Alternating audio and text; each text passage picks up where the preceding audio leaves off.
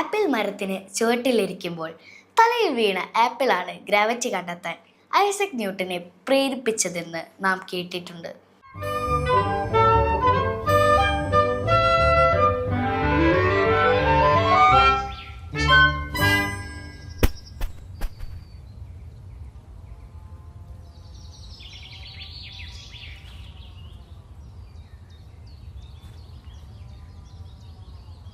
ന്യൂട്ടന് മുമ്പ് നിരവധി പേരുടെ തലയിൽ തേങ്ങയും മാങ്ങയും എല്ലാം വീണിട്ടുണ്ടാവും. പക്ഷേ ആരും ഗ്രാവിറ്റി കണ്ടുപിടിച്ചില്ല. തലയിൽ തേങ്ങ വീണവരെ ഗ്രാവിറ്റി കണ്ടുപിടിക്കാത്തതിന് കുറ്റം പറയുന്നത് ശരിയാണെന്ന് നിങ്ങൾക്ക് തോന്നുന്നുണ്ടോ? എന്തായാലും ന്യൂട്ടന്റെ തലയിൽ ആപ്പിൾ വീണ കഥ ലോകത്തിലെ ഏറ്റവും പോപ്പുലറായ സയൻസ് കഥയാണ്. ന്യൂട്ടന് ശേഷമുള്ള കുട്ടികളെ ഇത്രയും സ്വാധീനിച്ച മറ്റൊരു കഥയും ഉണ്ടാവില്ല. പക്ഷേ ആപ്പിൾ തലയിൽ വീണതിന് ശേഷം ന്യൂട്ടൻ ഗ്രാവിറ്റി കണ്ടുപിടിക്കാൻ ശ്രമിച്ചെന്ന കഥ ശരിക്കും സംഭവിച്ചതാണോ? നമ്മുടെയെല്ലാം ഭാഗ്യക്കേടിന് ന്യൂട്ടൻ ഇക്കാര്യത്തെക്കുറിച്ച് ഒന്നും പരസ്യമാക്കി പറഞ്ഞിട്ടില്ല. 1727 84 വയസ്സിൽ മരിക്കുന്നത് വരെ ന്യൂട്ടൻ ഇക്കാര്യത്തെക്കുറിച്ച് ആരോടും പറഞ്ഞതായി തെളിവുകളില്ല. കഥ പ്രകാരം ന്യൂട്ടന്റെ 20കളിലാവും തലയിൽ ആപ്പിൾ വീണിട്ടുണ്ടാവുക. അവസാന കാലത്ത് സുഹൃത്തായ വില്യം സ്റ്റക്ലിയുമൊത്ത് മറ്റൊരു തോട്ടത്തിലിരുന്ന് ന്യൂട്ടൻ ആപ്പിളിനെ കുറിച്ച് സംസാരിച്ചതായി തെളിവുണ്ട്. ആപ്പിൾ വീഴുന്നത് കണ്ടപ്പോൾ എന്തുകൊണ്ടാണ് അത് താഴേക്ക് വീണതെന്ന് ആലോചിച്ചുവെന്ന് പറഞ്ഞുവെന്നാണ് വില്യം സൂചിപ്പിക്കുന്നത്. സ്റ്റക്ലിയോട് മാത്രമല്ല, അക്കാലത്തെ 3 എഴുത്തുകാരോടും ന്യൂട്ടൻ ഇക്കാര്യം പറഞ്ഞതായി സൂചനയുണ്ട്. പക്ഷേ ഈ 3 പേരും പറയുന്നതിൽ പൊരുത്തക്കേടുകളുണ്ട്. ഇതിൽ ഒരാൾ ന്യൂട്ടൻ തോട്ടത്തെക്കുറിച്ച് മാത്രം പറഞ്ഞു എന്നാണ് രേഖപ്പെടുത്തിയിരിക്കുന്നത്. ഒരുപക്ഷെ ആപ്പിൾ വീഴുന്ന സമയത്ത് ന്യൂട്ടൻ മരത്തിൻ്റെ ചുവട്ടിൽ ഇരുന്നിട്ടുണ്ടാവാം. ഇതാവാം ഗ്രാവിറ്റിയെക്കുറിച്ച് പെട്ടെന്ന് ചിന്തയുണ്ടാവാൻ കാരണം. പക്ഷേ ആപ്പിൾ തലയിൽ വീണിട്ടുണ്ടാവില്ല. കഥയിലെ ആ ഭാഗം പിന്നീട് ആരെങ്കിലും കെട്ടിച്ചമച്ചതാവാനാണ് സാധ്യത. അങ്ങനെയാണെങ്കിൽ പോലും ആ ഭാഗം കഥയെ കൂടുതൽ മനോഹരമാക്കുന്നുമുണ്ട്. ഗ്രാവിറ്റിയെക്കുറിച്ച് ഇന്ന് നമുക്കെല്ലാവർക്കും അറിയാം. അതൊരു നിസ്സാര വിഷയമാണ്. പക്ഷേ ന്യൂട്ടൻ ജീവിച്ചിരുന്ന കാലത്ത് അതൊരു വലിയ സമസ്യയായിരുന്നു. 1660കളിൽ യൂറോപ്പിലുണ്ടായിരുന്ന പ്ലേഗ് മഹാമാരിയെ തുടർന്ന് കേംബ്രിഡ്ജിലെ പഠനം വിട്ട് ന്യൂട്ടൻ വീട്ടിലെത്തിയ സമയത്താണ് ആപ്പിൾ തലയിൽ വീണതെന്നാണ് പറയപ്പെടുന്നത്. എന്തായാലും വസ്തുക്കൾ മുകളിൽ നിന്ന് താഴേക്ക് വീഴുന്നത് എന്തുകൊണ്ടാണെന്ന കാര്യം അക്കാലത്ത് ദുരൂഹമായി തുടരുകയായിരുന്നു. വസ്തുക്കൾ താഴേക്ക് വീഴുന്നതിനെക്കുറിച്ച് വിചിത്രമായ ധാരണകളാണ് അക്കാലത്ത് ലോകത്തിനുണ്ടായിരുന്നത്. കണ്ണുകൊണ്ട് കാണാൻ കഴിയാത്ത വള്ളികൾ കൊണ്ട് എല്ലാ വസ്തുക്കളും കെട്ടിയിടപ്പെട്ടിട്ടുണ്ടായിരുന്നു ഒരു വിശ്വാസം. കൂടുതൽ കനമുള്ള വസ്തുക്കളിൽ കൂടുതൽ വള്ളികൾ ഉണ്ടാവുമത്രേ.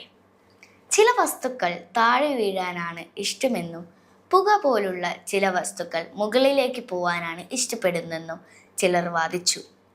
ലോ ഓഫ് അട്രാക്ഷൻ അഥവാ ആകർഷണ നിയമത്തെക്കുറിച്ച്, ചലന നിയമങ്ങളെക്കുറിച്ചും ആലോചനകൾ അക്കാലത്ത് തന്നെ ന്യൂട്ടനുണ്ടായിരുന്നു. അതിനാൽ തന്നെ ആപ്പിൾ തലയിൽ വീണതുകൊണ്ട് ന്യൂട്ടൻ ഗ്രാവിറ്റി കണ്ടെത്തിയെന്ന് വിശ്വസിക്കാൻ കഴിയില്ലെന്നാണ് ശാസ്ത്രലോകം പറയുന്നത്. പക്ഷേ അതൊന്നുമല്ല രസകരമായ കാര്യം. ആപ്പിളിനെ ഭൂമി വലിച്ചെടുത്തു എന്നാണ് ന്യൂട്ടൻ പിന്നീട് സ്റ്റക്ലിയോട് പറഞ്ഞത്. ആപ്പിൾ ഭൂമിയെ വലിച്ചെന്ന് പറയാനാവുമോ എന്നും ന്യൂട്ടൻ ചോദിച്ചു അത്രേ. ആപ്പിളിൻ്റെ വീഴ്ചയെ ആകാശത്തെ ചന്ദ്രൻ്റെ ചലനവുമായും ന്യൂട്ടൻ താരതമ്യം ചെയ്തു.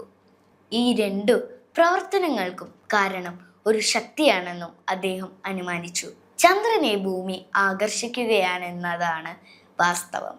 പക്ഷേ ഭൂമിക്ക് ചുറ്റും പ്രത്യേക പഥത്തിലൂടെ പ്രത്യേക വേഗത്തിൽ കറങ്ങുന്നതിനാൽ അത് ഇങ്ങോട്ട് എത്തുന്നില്ല.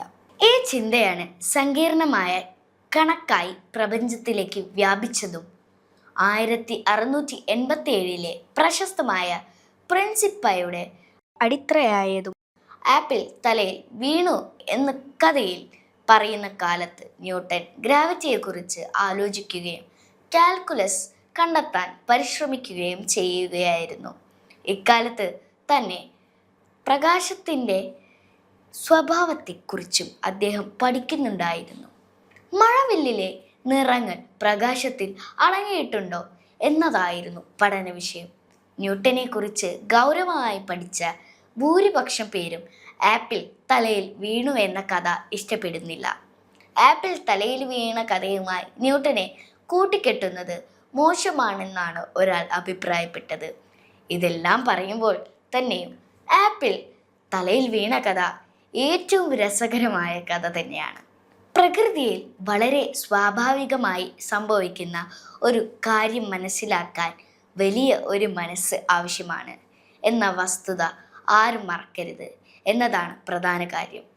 അതുകൊണ്ടാണല്ലോ നാം നേരത്തെ പറഞ്ഞ പോലെ കാലങ്ങളായി മാങ്ങയും തേങ്ങയും തലയിൽ വീണിട്ടും നിരവധി പേർ മരിച്ചിട്ടും മുമ്പ് ആരും ഗ്രാവിറ്റി കണ്ടെത്താതിരുന്നത്.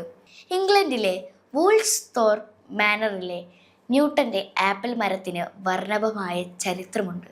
ന്യൂട്ടൻ വിശ്രമിച്ച പൂന്തോട്ടത്തിലെ ഒരേ ഒരു ആപ്പിൾ മരമായിരുന്നു അത്. കഥയിലെ ആപ്പിൾ വീണ് 1.5 നൂറ്റാണ്ടിന് ശേഷം മരം ഒരു കൊടുങ്കാറ്റിൽ തകർന്നു. എന്നിരുന്നാലും കൂടുതൽ ആപ്പിൾ തൈകൾ ഉണ്ടാക്കാൻ അത് അതിജീവിച്ചു. ഈ മരത്തിൻ്റെ കട്ടിങ്ങുകൾ നിരവധി പേർ കൊണ്ടുപോയി ലോകമെമ്പാടും തൈകൾ വെച്ചു.